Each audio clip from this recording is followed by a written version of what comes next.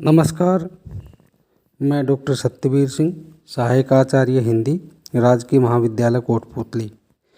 प्रिय विद्यार्थियों, बीए पाठ प्रथम हिंदी साहित्य के प्रथम प्रश्न पत्र के अंतर्गत कबीर की साखियाँ और पदों को आपके पाठ्यक्रम में शामिल किया गया है। उस श्रृंखला में मैंने आपको कबीर की साखियों की व्याख्या पूर्ववत समझा दी। अब हम कबीर के 4-5 पद्य जो हमारे पाठ्यक्रम में शामिल हैं उनकी व्याख्या करेंगे। उस श्रृंखला में कबीर का जो पहला पद है जो पाठ्यक्रम में शामिल है वो कुछ इस प्रकार से है। दुल्हनी गाहु मंगलाचार, हम घरी आए हो राजा राम भरतार। तन रत करी मैं मन रत करी, पंच तत्व बराती, रामदेव मोरे पाहुने आए मैं जो बन में माती। शरीर सरोवर बेदी करी, ब्रह्मा वेद उचार, रामदेव संग भांवरी लेऊ धन धन भाग हमार। सूर 33 कोतिक आए, मुनिवर सहस 88, कहे कबीर हम ब्याह चली, पुरुष एक अविनाशी।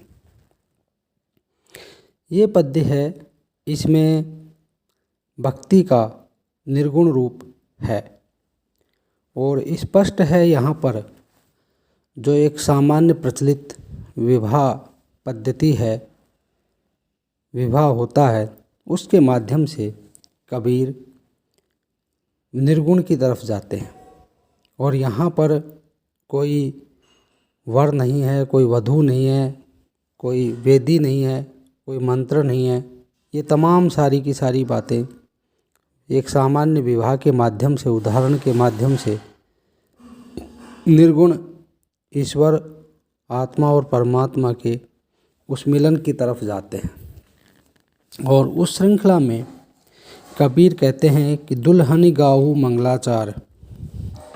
जैसे वर यात्रा आती है, वर जब घर पर आता है तो उस समय अच्छे शुभ गीत गाए जाते हैं, तो उसको लेकर कही है हम घर आए हो राजा राम भरतार, कि हमारे घर पर भगवान राम आए हैं। यानी वर के रूप में राम हैं। तन रत करी मैं मन रत करी, यानी तन से भी मैं तल्लीन हूँ और मन से भी लीन हूँ। और 5 तत्व बराती, जो बाराती आए हैं साथ में वो 5 तत्व हैं। और वो 5 तत्व हैं क्षिति जल पावक गगन समीरा, पंच तत्व से बना शरीरा। वायु जैसे हवा, पानी, गगन और धरती, आसमान, ये जो 5 तत्व हैं क्षिति जल पावक अग्नि, क्षिति मानी धरती, पावक अग्नि जल, गगन समीरा गगन आसमान और समीर हवा, 5 तत्व से बना शरीरा। ये इस तरह से है। रामदेव मोरे पाहुने आए मैं जो बन में माती। और राम हैं वो हमारे यहाँ मेहमान बनकर आए हैं। वो पाहुना शब्द है राजस्थानी का है, तो यहाँ मेहमान या अतिथि या वर के रूप में आए हैं और मैं यौवन को पूर्णतः प्राप्त हूँ। शरीर सरोवर वेदी करियो, और मैं अपने वेद जो वेदिक बनाने का जो कार्य है, हवन कुंड बनाने का है, वो मैं अपने शरीर को बनाती हूँ। ब्रह्मा वेद उचार, और ब्रह्मा जी इस विवाह में वेदों का पाठ कर रहे हैं, उच्चारण कर रहे हैं। रामदेव संग भांवरी लेऊँ, भांवरी मतलब फेरे हैं, जो 7 फेरे लिए जाते।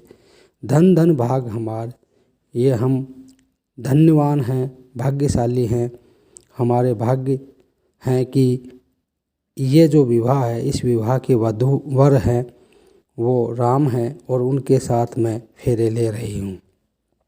सूर 33 कोतिक आए, और इस उत्सव को देखने के लिए, इस विवाह को देखने के लिए 33 करोड़, कोतिक माने करोड़, देवता भगवान आए। मुनिवर सहस 88, और 88,000 मुनि जो हमारे हिंदू परंपरा में माने गए हैं, उसमें वो 88,000 मुनि इस विवाह को देखने आए हैं। 33 करोड़ देवी देवता यहाँ पर आए हैं। कहे कबीर हम ब्याह चली। कबीरदास जी कहते हैं कि यहाँ पर अब इससे आगे आपके वो निर्गुण का रूप समझ में आ जाएगा। क्या कहते हैं कि कहे कबीर हम ब्याह चले, पुरुष एक अविनाशी। हम एक अविनाशी पुरुष के साथ में, एक ऐसे पुरुष के साथ में हमारा विवाह हुआ है जिसका कभी विनाश नहीं होता है, जो कभी मरता नहीं है, जो अजर और अमर है। तो यहाँ इस अंतिम पंक्ति से हमें स्पष्ट हो जाना चाहिए कि कबीर एक ऐसे भक्ति, एक ऐसे विवाह की बात कर रहे हैं जो आत्मा और परमात्मा का मिलन है। यहाँ पर वधू के रूप में आत्मा है और वर के रूप में परमात्मा है। यहाँ पर राम अयोध्या के राजा राम नहीं है। यहाँ पर राम वो हैं जो सनातन हैं, जो सदैव हैं, जो अजर है, जो अमर हैं, जो घट घट व्यापी हैं, और जो राम के जन्म से पहले भी जो नाम राम का था वो राम यहाँ पर हैं।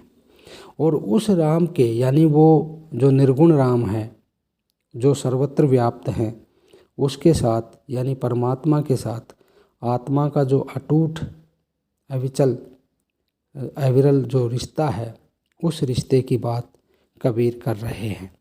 और कहते हैं कि जब आत्मा और परमात्मा में मिलती है, जब उन दोनों का मिलन होता है, वर्षों से वो अलग अलग रहते हैं, और जब वो मिलते हैं तो उस मिलन की जो वेला है, स्थिति है, समय है, वो एक अद्भुत समय होता है। और उस अद्भुत समय पर ये तमाम सारी चीज़ें, ये तमाम सारे लोग वहाँ पर उपस्थित होते हैं। वो एक अदृश्य स्थिति होती है सामान्य जन के लिए, परंतु आत्मा और परमात्मा के लिए वो दृश्य स्थिति होती है। और उसी दृश्य स्थिति को आत्मा संबोधित कर रही है अपने परमात्मा को कि आज मैं अपने परमात्मा से मिलने जा रही हूँ। मेरा उनसे जो इस संसार में आवागमन का जो रिश्ता था, वो बंधन था, उस बंधन से मैं मुक्त होकर और मैं मोक्ष को प्राप्त हो रही हूँ। और उस मोक्ष की प्राप्ति की स्थिति को देखने के लिए 33 करोड़ देवता और 88,000 ऋषि मुनि जो हैं वो वहाँ पर उपस्थित हैं। तो यहाँ एक ऐसे भक्ति की बात कबीर कर रहे हैं, एक ऐसे विवाह की बात कर रहे हैं जो निर्गुण है, जो जीव और परमात्मा का जो रिश्ता है, आत्मा और परमात्मा का अंश और अंशी का जो रिश्ता है, उस सनातन रिश्ते की यहाँ पर बात कर रहे हैं कि ये पूरी कायनात आती है और चली जाती है। ये पूरी कायनात में जो जीव हैं वो आते हैं और चले जाते हैं, लेकिन वो जो जीव है वो हमेशा शरीर में प्रविष्ट होता है और वहाँ से निकलकर वापस अपने उसी सागर रूपी परमात्मा में शामिल हो जाता है। वो कभी नष्ट नहीं होता है, वो कभी हमें दिखाई नहीं देता है, बस केवल उसका एहसास होता है और वो इस शरीर में आते हैं और चले जाते हैं। अब विशेष के रूप में हम यहाँ पर कुछ विशेष बातें बता सकते हैं, और वो यहाँ आप कह सकते हैं कि निर्गुण ब्रह्म की बात कबीर कर रहे हैं, मोक्ष की बात कर रहे हैं, 5 तत्वों का नाम का उल्लेख कर सकते हैं, और वेदी के बारे में बता सकते हैं, वेदों के बारे में बता सकते हैं कि कितने वेद हैं और क्या है। धन धनी में यहाँ पर पुनरुक्ति प्रकाश अलंकार है, अनुप्रास अलंकार है, और अंत में अविनाशी यहाँ पर जो कहे वो निर्गुण की तरफ कर रहे हैं। यहाँ 33 करोड़ देवता और 88,000 जो मुनि हैं उनकी बात जो कबीर कर रहे हैं, उसके बारे में आप बोल सकते हैं, बता सकते हैं कि किस तरह से जो हिंदू परंपरा में ये बताया गया है। तो ये जो तमाम सी बातें थी, जो आत्मा और परमात्मा का जो एक सनातन रिश्ता है, और निर्गुण भक्ति में जो आत्मा और परमात्मा के रिश्ते को लेकर बातें की गई हैं, वो तमाम जो सारी अवधारणाएं हैं और जो बुनियादी जो सिद्धांत हैं, बातें हैं, वो यहाँ पर कबीर ने अपने इस पद्य में बताई है। तो पूरी तरह से ये जो पद्य है, ये पद्य निर्गुण भक्ति से परिपूर्ण है। और आप इसमें ये भी कह सकते हैं कि यहाँ जो राम का उल्लेख किया है, वो राम अयोध्या का राम नहीं है, वो राम एक वो राम है जो सर्वत्र व्याप्त है, घट घट में व्याप्त है, सब जगह है। उस राम की बात यहाँ पर कबीर कर रहे हैं। तो यहाँ हम इस पद्य को यहीं पर समाप्त करते हैं और अगले पद्य की तरफ बढ़ते हैं। धन्यवाद।